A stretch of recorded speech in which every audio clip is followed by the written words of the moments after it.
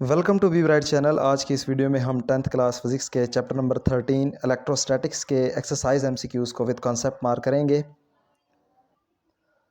First MCQs की statement को read करते हैं। A positive electric charge, option A हमारे पास है attract other positive charge, option B हमारे पास है repels other positive charge, option C हमारे पास है अट्रैक्ट अ न्यूट्रल चार्ज और ऑप्शन डी हमारे पास है रिपेल्स अ न्यूट्रल चार्ज।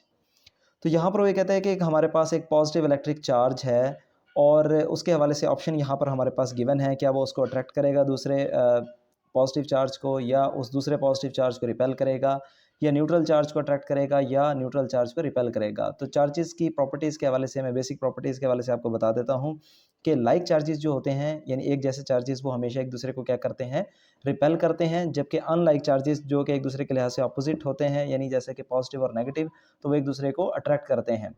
तो इस लिहाज से जो हमारा जो इसमें राइट आंसर जो बनेगा, अगर हम ऑप्शन को देखें ए को, तो अट्रैक्ट अदर पॉजिटिव चार्ज, तो अदर पॉजिटिव चार्ज को तो वो कभी अट्रैक्ट नहीं करेगा क्योंकि लाइक चार्जेस जो है एक दूसरे को रिपेल करते हैं। तो ऑप्शन ए जो है वो क्या हो जाएगा, गलत हो जाएगा। और ऑप्शन सी को अगर हम देखें तो इसमें वो कहता है कि अट्रैक्ट अ न्यूट्रल चार्ज, जो किसी बॉडी के ऊपर चार्ज ही नहीं है तो ना ही अट्रैक्ट होगा ना ही रिपेल होगा। तो इसी तरीके से ऑप्शन सी और डी जो है ये क्या हो जाएंगे, इसके गलत हो जाएंगे। जबकि ये जो ऑप्शन बी है ये मोस्ट सुटेबल ऑप्शन हमारे लिए होगा, रिपेल्स अदर पॉजिटिव चार्ज, कि वो अदर जो लाइक चार्ज है उसको क्या करेगा, रिपेल करेगा। तो इस लिहाज से जो हमारा राइट आंसर बनेगा वो ऑप्शन बी होगा, जिसको आप मार्क करेंगे रिपेल्स अदर पॉजिटिव चार्ज। उसके बाद नेक्स्ट हमारे पास सेकेंड एमसीक्यूज है, an object gains excess negative charge. तो यहाँ पर वो ये कहता है कि एक ऑब्जेक्ट जो है वो एक्सेस यानी बहुत ज़्यादा मिकदार में नेगेटिव चार्ज को जो है वो हासिल कर लेता है, गेन कर लेता है, आफ्टर बीइंग रब्ड, जब उसको रगड़ा जाता है, किसके साथ, अगेंस्ट अनदर ऑब्जेक्ट, दूसरे ऑब्जेक्ट के साथ, विच इज़, जो कि क्या होगा। तो अब यहाँ पर ये कहता है कि एक हमारे पास ऑब्जेक्ट है जिसको दूसरे ऑब्जेक्ट के साथ रब किया गया है, तो रब करने से उसके ऊपर जो है वो ऑब्जेक्ट के ऊपर नेगेटिव चार्ज आ जाता है बहुत ज़्यादा मिकदार में। तो अब जो दूसरा ऑब्जेक्ट है उस पर अब क्या चार्ज होगा, तो ये अब हमने बताना है। तो इसके लिए मैं आपको डायग्राम की मदद से इसको दिखाता हूँ। तो इसके लिए यहाँ पर जो है मैंने एक रफ डायग्राम को ड्रा किया है। दो ऑब्जेक्ट हमारे पास है, एक ऑब्जेक्ट ए हमारे पास है, एक ऑब्जेक्ट बी हमारे पास है। पहले ये दोनों जो है वो ऑब्जेक्ट हमारे पास न्यूट्रल थे। जब इनको एक दूसरे के लिहाज से रब किया गया तो क्या हुआ कि जो ऑब्जेक्ट बी हमारे पास है, लेट्स सपोज कि वो ऑब्जेक्ट जिसके ऊपर एक्सेस नेगेटिव चार्ज हमारे पास आ गया था, वो ऑब्जेक्ट हमारे पास, ये बी ऑब्जेक्ट को हम यहाँ पर मार्क कर लेते हैं, इसके ऊपर नेगेटिव चार्ज आ गया। तो इसका मतलब अब वो पूछता है कि जो दूसरा ऑब्जेक्ट जिससे इसको रब किया गया है बी को, उस पर क्या चार्ज होगा। अब यहाँ पर अगर हम ए को दोबारा ड्रा कर लें तो इस ए पर कौन सा चार्ज रहेगा। तो आपने एक चीज़ ध्यान में रखनी है, जब इन दोनों को रब किया गया तो सारे के सारे इलेक्ट्रॉन मान लेते हैं, क्योंकि ज़्यादातर इलेक्ट्रॉन्स जो है वो इसके ऊपर शिफ्ट हो गए, यानी बी के ऊपर। तो यहाँ पर इलेक्ट्रॉन्स का जो है वो, यानी नेगेटिव चार्जेस की जो है वो बहुत ज़्यादा इकट्ठे हो गए, कॉमुलेट हो गए। इसका मतलब जो पीछे हमारे पास जो ए ऑब्जेक्ट था उसके ऊपर जो है वो किन की मिकदार ज़्यादा हो गई होगी, पॉजिटिव चार्जेस की, क्योंकि नेगेटिव चार्जेस सारे के सारे यहाँ पर जो है मुंतकिल हो चुके हैं। तो हम ये कह सकते हैं जो ऑब्जेक्ट दूसरा जो रह गया है उसके ऊपर कौन सा चार्ज होगा, पॉजिटिव चार्ज होगा। तो इसके लिए जो है वो आप मार्क करेंगे ऑप्शन सी को। तो जो दूसरा ऑब्जेक्ट हमारे पास होगा वो अब क्या होगा, पॉजिटिवली चार्ज होगा। तो ऑप्शन सी को आप मार्क करेंगे, जो कि इसका राइट। अब नेक्स्ट थर्ड एमसीक्यूज की स्टेटमेंट को रीड करते हैं। Two uncharge object A and B are rubbed against each other, when object B is placed near a negatively charge object C, the object repel each other, which of the following statement is true about object A. अब ये थोड़ा सा MCQs जो है वो बहुत tricky है, तो इसको ज़रा आपको ध्यान से समझना पड़ेगा। तो इसके जो की पॉइंट्स हैं उनको ज़रा हमें पहले जो है वो ज़हन में रखना पड़ेगा। पहली तो बात यह है कि जो ऑब्जेक्ट ए और बी हमारे पास कोई दो ऑब्जेक्ट हैं जो कि अनचार्ज हैं, इसका मतलब यानी वो उन पर कोई चार्ज नहीं है, वो न्यूट्रल हैं। उन दोनों को रब किया गया, रब करने से क्या हुआ कि वो दोनों एक दूसरे के लिहाज से अपोजिटली जो है वो चार्ज हो जाएंगे, यानी वो चार्ज हो गए। उसके बाद क्या किया गया कि ऑब्जेक्ट जो बी हमारे पास है, यहाँ पर लिखा है कि ऑब्जेक्ट बी को जो वो हमने क्या किया, एक और ऑब्जेक्ट जो कि सी हमारे पास ऑब्जेक्ट है जिसके ऊपर नेगेटिव चार्ज है, यानी ऑब्जेक्ट सी जो है वो नेगेटिवली चार्ज है और ऑब्जेक्ट बी को उसके करीब लाया गया है। तो उसके बाद वो कहता है कि ये दोनों ऑब्जेक्ट यानी बी और सी एक दूसरे को रिपेल करते हैं। तो यहाँ से एक बात तो ये क्लियर है कि वो ऑब्जेक्ट बी पर और सी पर जो है वो लाइक चार्जेस जो हैं वो होंगे, जिसकी वजह से वो एक दूसरे को रिपेल कर रहे हैं, क्योंकि लाइक चार्जेस जो हैं वो एक दूसरे को रिपेल करते हैं, जबकि अनलाइक चार्जेस जो हैं वो एक दूसरे को अट्रैक्ट करते हैं। तो अब आखिर में हमसे ये पूछा गया है कि जो हमारे पास ये गिवन ऑप्शन है ए बी सी डी, इनमें से कौन सी स्टेटमेंट जो है वो ऑब्जेक्ट ए के हवाले से जो है वो ट्रू है। तो इसको हम ज़रा डायग्राम की मदद से समझ लेते हैं। तो क्वेश्चन के स्टेटमेंट के मुताबिक यहाँ पर मैंने डायग्राम को जो है वो ड्रा किया है। अब यहाँ पर जो है पहले हमने दो ऑब्जेक्ट लिए हैं ए और बी, जो कि पहले जो है वो अनचार्ज हैं, न्यूट्रल हैं। उसके बाद इनको रब किया गया है। रब करने के बाद क्या हो गया, ये दोनों जो है वो चार्ज हो गए हैं। अब चार्ज होने में होगा क्या कि जब इनको हम रब करेंगे तो किसी एक के जो नेगेटिव चार्जेस हैं वो दूसरे की तरफ जो है वो ट्रांसमिट हो जाएंगे। तो जिसके ऊपर वो नेगेटिव चार्जेस जाएंगे वो नेगेटिवली चार्ज हो जाएगा, जबकि दूसरा जो है वो क्या होगा, उसके अपोजिटली चार्ज होगा, यानी पॉजिटिव चार्ज उसके ऊपर आ जाएगा। यानी बेसिकली जो है वो नेगेटिव चार्जेस की जो है वो यहाँ पर ट्रांसमिशन होगी। उसके बाद हम तो यहाँ पर अज्यूम कर रहे हैं कि इनमें से कोई एक जो, यानी बेसिकली दोनों ही जो है वो चार्ज हो चुके हैं रब करने के बाद। अब उसके बाद हम ऑब्जेक्ट बी को जो है वो क्या किया हमने, ऑब्जेक्ट बी को मैंने यहाँ पर दोबारा लिखा। ऑब्जेक्ट बी को जो है वो हम ऑब्जेक्ट सी के करीब लेकर आए। तो ऑब्जेक्ट सी जो है वो हमारे पास यहाँ स्टेटमेंट में बताया गया है कि वो हमारे पास नेगेटिवली चार्ज ऑब्जेक्ट है। तो अब उसके बाद क्या हुआ, इन दोनों ऑब्जेक्ट ने एक दूसरे को क्या किया, the two objects repel each other. तो इन दोनों ने एक दूसरे को क्या किया, एक दूसरे को रिपेल किया। अब इसका मतलब ये है रिपेल तब भी एक दूसरे को दो ऑब्जेक्ट करते हैं जब उनके ऊपर क्या हो, लाइक चार्जेस हों। इसका मतलब सी के ऊपर तो पहले से नेगेटिव चार्ज है, तो इसका मतलब ये होगा कि इसने अगर इसको रिपेल किया है, बी और सी ने आपस में एक दूसरे को रिपेल किया, इसका मतलब ये है कि बी के ऊपर भी क्या होगा, नेगेटिव चार्ज होगा। अब इस लिहाज से हम ये कह सकते हैं कि बी पे हमारे पास अगर नेगेटिव चार्ज है तो यहाँ पर हमारे पास कौन सा चार्ज होगा, यहाँ पर हमारे पास होगा पॉजिटिव चार्ज। यहाँ पर हमारे पास ऑब्जेक्ट ए के ऊपर जो है वो कौन सा चार्ज रहेगा, पॉजिटिव चार्ज रहेगा। तो इस लिहाज से जो आपने जो इस क्वेश्चन के जो एमसीक्यूज को जो आपने मार्क करना है, राइट आंसर इसका होगा option B, become positively charge. B option को आप मार्क करेंगे। उसके बाद नेक्स्ट जो एमसीक्यूज हमारे पास है 4, उसको देखते हैं। नेक्स्ट एमसीक्यू 4 हमारे पास है, when you rub a plastic rod against your hair several times and put it near some bits of paper, the pieces of paper are attracted toward it, what does this observation indicate. अब यहाँ पर वो कहता है कि हमारे पास एक plastic rod है और उसको आपने क्या किया है कि आपने अपने बालों के अंदर जो अच्छी तरीके से उसको फेरा है सेवरल टाइम्स, बहुत ज़्यादा मरतबा। उसके बाद क्या हुआ कि जो हमारे पास जो प्लास्टिक रॉड है उसको हमने जो कागज़ के टुकड़े हैं उनके करीब जब हम उसको लेकर आए तो उस प्लास्टिक रॉड ने जो है वो उन पीसेस ऑफ पेपर को अपनी तरफ क्या किया, अट्रैक्ट किया। तो आगे वो कहता है what does this observation indicate, तो इससे हमें यानी ये जो मुशाहिदा है, ये ऑब्जर्वेशन क्या ज़ाहिर करती है। तो ऑप्शन को हम रीड करते हैं। ऑप्शन ए है the rod and the paper are oppositely charge. Option B है the rod acquires a positive charge. Option C है the rod and the paper have the same charges. और option D हमारे पास है rod acquire a negative charge. अब यहाँ पर पहले तो मैं आपको बताता चलूँ कि दो चीज़ें जो है वो एक दूसरे को अट्रैक्ट तब ही करेंगे, दो ऑब्जेक्ट, जब वो एक दूसरे के लिहाज से क्या होंगे, अपोजिटली चार्ज होंगे। तो इस लिहाज से जो हमारे पास जो राइट ऑप्शन बनेगा इसका ऑप्शन ए बनेगा। इसके मुताबिक क्या है, the rod and the paper are oppositely charge, यानी दोनों के ऊपर जो है वो अपोजिटली चार्ज होगा तो तब ही वो एक दूसरे को क्या करेंगे, अट्रैक्ट करेंगे। तो इस लिहाज से जो है वो जो हमारा राइट आंसर बनेगा वो ऑप्शन ए बनेगा। बी सी डी ऑप्शन को भी देख लेते हैं। उसके अंदर वो कहता है the rod acquire a positive charge. अब यहाँ पर जो पीसेस ऑफ पेपर के हवाले से कुछ नहीं बताया गया, क्योंकि यहाँ पर जो है वो इस स्टेटमेंट के मुताबिक तो ये ज़ाहिर होता है कि जो पीसेस ऑफ पेपर हैं वो न्यूट्रल हैं। अगर वो न्यूट्रल हो और रॉड जो है वो अगर पॉजिटिव चार्ज हो तो एक दूसरे को अट्रैक्ट नहीं करेंगे। उसके लिए दूसरे ऑब्जेक्ट का जो है वो क्या होना ज़रूरी है, हमारे पास चार्ज होना ज़रूरी है। उसके बाद है the rod and the paper have the same charges. अगर सेम चार्जेस होंगे तो एक दूसरे को क्या करेंगे, रिपेल करेंगे। तो डी ऑप्शन जो है वो सी के साथ यानी बी ऑप्शन के साथ ही रिलेट करता है। तो इस लिहाज से जो राइट आंसर हमारे पास बनेगा वो ऑप्शन ए होगा, जिसको आप मार्क करेंगे। उसके बाद नेक्स्ट जो हमारे पास है फिफ्थ एमसीक्यूज, इसको हम देख लेते हैं। According to Coulomb's law what happens to the attraction of two oppositely charged object as their distance of separation increase.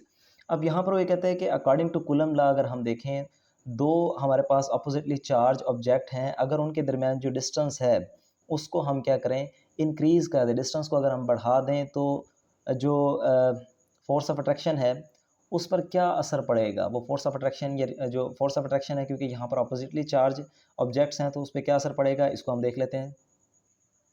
तो कूलम लॉ के स्टेटमेंट के मुताबिक जो हमारे पास जो इसका फार्मूला है वो है फोर्स ऑफ अट्रैक्शन और रिपल्शन वो इक्वल होती है कांस्टेंट के और प्रोडक्ट ऑफ जो है हमारे पास जो चार्जेस होते हैं उनके डिवाइडेड बाय उनके दरमियान जो डिस्टेंस है उसके स्क्वायर के। तो यहाँ पर मैं आपको बता देता हूँ कि लेट्स सपोज कि ये हमारे पास दो जो है वो चार्जेस हैं, एक को हम Q1 कह देते हैं और एक को हम Q2 कह देते हैं। इनके दरमियान जो डिस्टेंस है, इस फार्मूला के अकॉर्डिंग अगर हम देखें तो फोर्स और डिस्टेंस का जो है वो एक दूसरे के लिहाज से इन्वर्स रिलेशन है। क्या मतलब कि अगर डिस्टेंस को ज़्यादा करेंगे तो फोर्स हमारे पास क्या हो जाएगी, कम हो जाएगी। अगर हम डिस्टेंस को कम करते हैं तो फोर्स हमारे पास क्या हो जाएगी, ज़्यादा हो जाएगी। तो इस लिहाज से हम कह सकते हैं कि डिस्टेंस को अगर हम क्या करते हैं, बढ़ाते हैं, इंक्रीज़ करते हैं, तो जो फोर्स हमारे पास हो जाएगी वो क्या हो जाएगी, डिक्रीज़ हो जाएगी। तो इसके मुताबिक जो है वो आप ऑप्शन जो है वो बी को मार्क करेंगे कि सेपरेशन यानी डिस्टेंस को अगर हम इंक्रीज़ करते हैं तो जिनके दरमियान जो फोर्स ऑफ अट्रैक्शन है वो क्या हो जाएगी, डिक्रीज़ हो जाएगी। ऑप्शन बी को जो है वो आप मार्क करेंगे, जो इसका राइट आंसर होगा। उसके बाद नेक्स्ट MCQ 6 हमारे पास है, the Coulomb's law is valid for the charges which are. अब यहाँ पर वो कहता है कि कूलम्स लॉ जो है वो किस चीज़ के लिए, यानी कौन से ऐसे चार्जेस हैं जिनके लिए वो वैलिड है। तो इसके लिए मैं जो है वो बुक का पेज 74 आपको दिखा देता हूँ। यहाँ पर कूलम लॉ की जो स्टेटमेंट है उसके नीचे यहाँ पर आप देख सकते हैं, coulomb law is true only for point charges.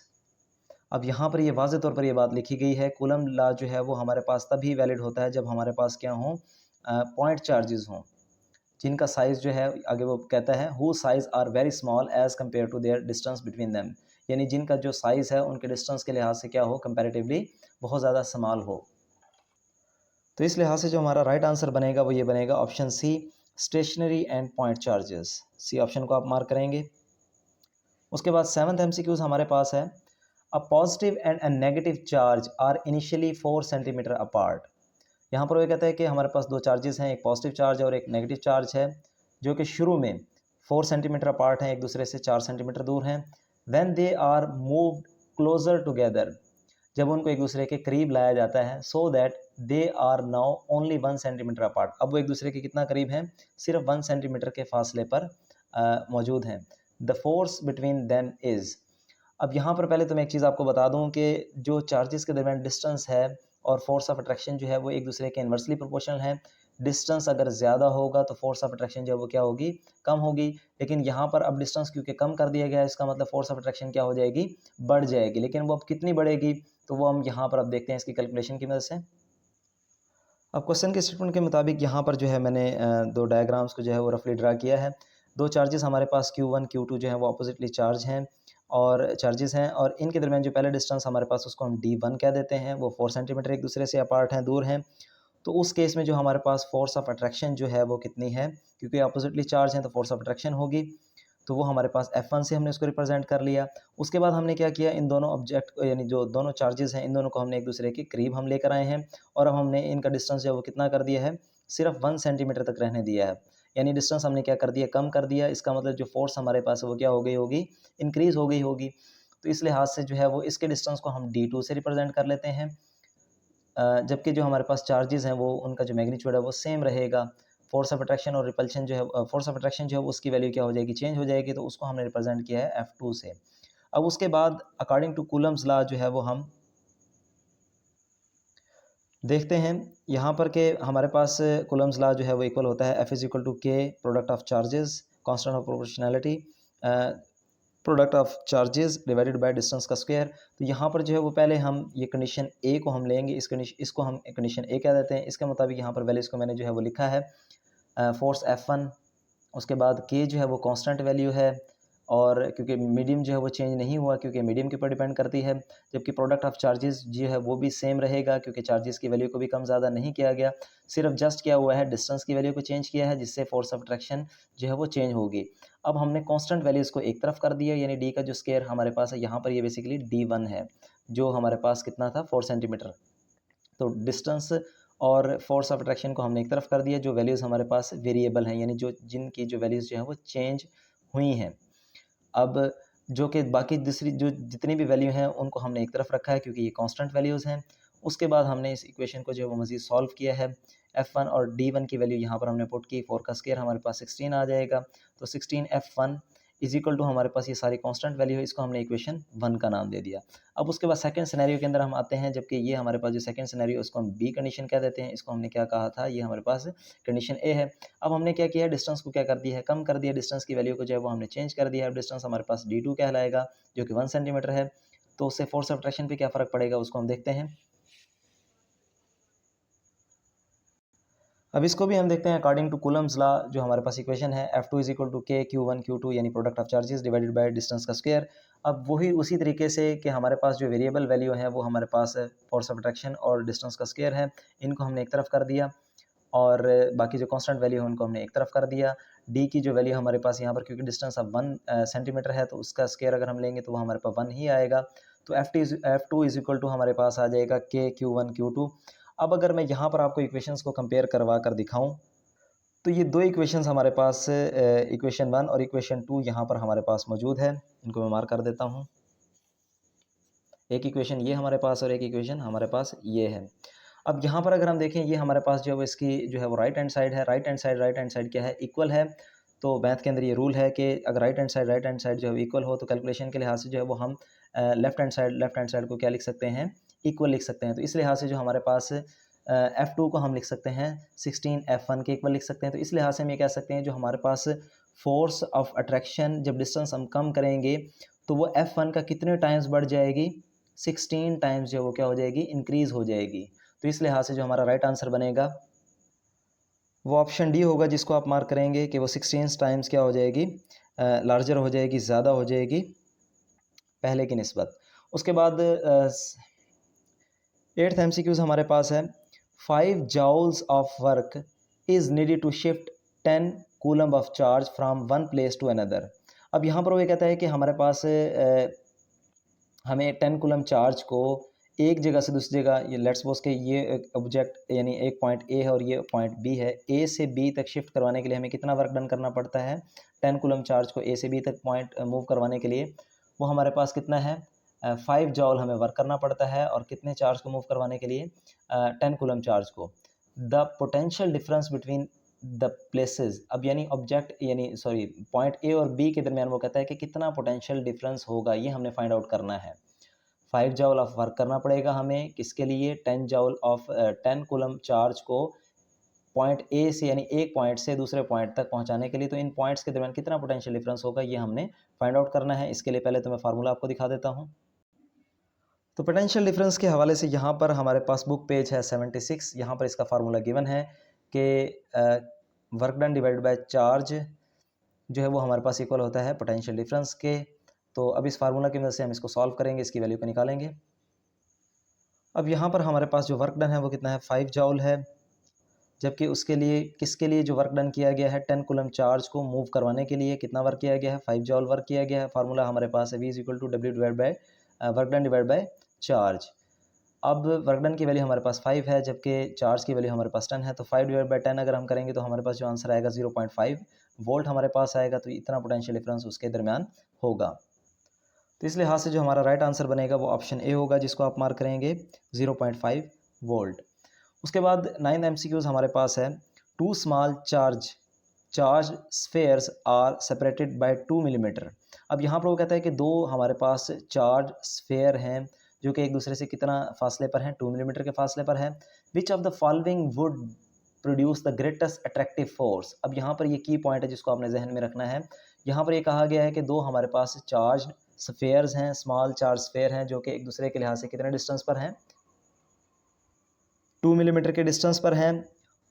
और वो कहता है कि विच of the following would produce, तो इनमें से गिवन ऑप्शन हमारे पास है, इनमें से सबसे ज़्यादा जो है वो कब ग्रेटेस्ट अट्रैक्टिव फोर्स जो है वो प्रोड्यूस होगी। तो अट्रैक्टिव फोर्स हमारे पास तब ही प्रोड्यूस होती है जब दो अपोजिट चार्जेस हमारे पास हों या अनलाइक चार्जेस हों। तो ऑप्शन के अगर हवाले से अगर हम देखें तो इसमें वाज़े तौर पर हम ये देख सकते हैं कि ऑप्शन ए, सी और ऑप्शन बी में अगर हम देखें तो इनमें सब में हमारे पास लाइक चार्जेस जो हैं वो इनकी वैल्यूज़ गिवन है। तो यहाँ पर तो जो है वो अट्रैक्टिव फोर्स प्रोड्यूस हो ही नहीं सकती। यहाँ पर रिपल्शन जो है वो फोर्स प्रोड्यूस होगी, फोर्स ऑफ रिपल्शन। तो यहाँ पर जो सिर्फ ऑप्शन डी है इसमें ही, क्योंकि अनलाइक चार्जेस हैं, तो यहाँ पर जो है वो हमारे पास अट्रैक्टिव फोर्स जो है वो प्रोड्यूस होगी। तो इसलिए यहाँ से जो राइट आंसर हमारे पास बनेगा वो ऑप्शन डी होगा, जिसको आप मार्क करेंगे। उसके बाद last MCQs, second last MCQs हमारे पास है इलेक्ट्रिक फील्ड लाइंस के हवाले से। यहाँ पर वो पूछता है कि इलेक्ट्रिक फील्ड लाइंस के हवाले से इनमें से कौन सा बयान जो है वो दुरुस्त है। ऑप्शन ए है always cross each other, option B हमारे पास है never cross each other, option C हमारे पास है cross each other in the region of strong field, option D हमारे पास है cross each other in the region of weak field. तो इलेक्ट्रिक फील्ड लाइंस के हवाले से मैं आपको बताता हूँ, ये इमेजिनरी लाइंस होती हैं तो और ये कभी भी एक दूसरे को क्रॉस जो है वो इस तरह से नहीं करती। तो इसके लिए जो आपने राइट आंसर जो मार्क करना है वो ऑप्शन बी है, नेवर क्रॉस ईच अदर, ये कभी भी एक दूसरे को क्रॉस नहीं करती। उसके बाद नेक्स्ट और जो लास्ट एमसीक्यूज़ है इस चैप्टर का, 11th एमसीक्यूज़ हमारे पास है, capacitance is defined as. Basically capacitance जो है वो किसी भी कैपेसिटर की जो है वो चार्ज को स्टोर करने की एबिलिटी को कहा जाता है। तो इसका जो हमारे पास फार्मूला होता है वो इक्वल होता है Q is equal to C V. तो अब क्योंकि इस कैपेसिटेंस का हमने फार्मूला जो है वो ड्राइव करना है यहाँ पर इन ऑप्शंस के लिहाज से, तो सी जो है वो हमारे पास कैपेसिटेंस है। अगर हमें सी की वैल्यू को फाइंड आउट करना हो तो ये वी जो है वो उधर जाकर डिवाइड हो जाएगा क्योंकि इधर मल्टीप्लाई हो रहा है। तो इज़ इक्वल टू हमारे पास क्या होगा कि यानी दोनों तरफ अगर हम वी से डिवाइड कर दें तो सी जो है वो हमारे पास कैपेसिटेंस इक्वल होता है charge divided by potential difference. तो इस लिहाज से जो हमारे पास राइट आंसर इसका बनेगा वो ऑप्शन बी होगा, जिसको आप मार्क करेंगे। उम्मीद है आज की वीडियो आपको पसंद आई होगी। अगर आपको मेरी वीडियो पसंद आई है तो मैं आपसे गुजारिश करूंगा कि काइंडली मेरी वीडियो को लाइक करें, मेरे चैनल को सब्सक्राइब करें, ज़्यादा से ज़्यादा लोगों तक शेयर करें। Thank you.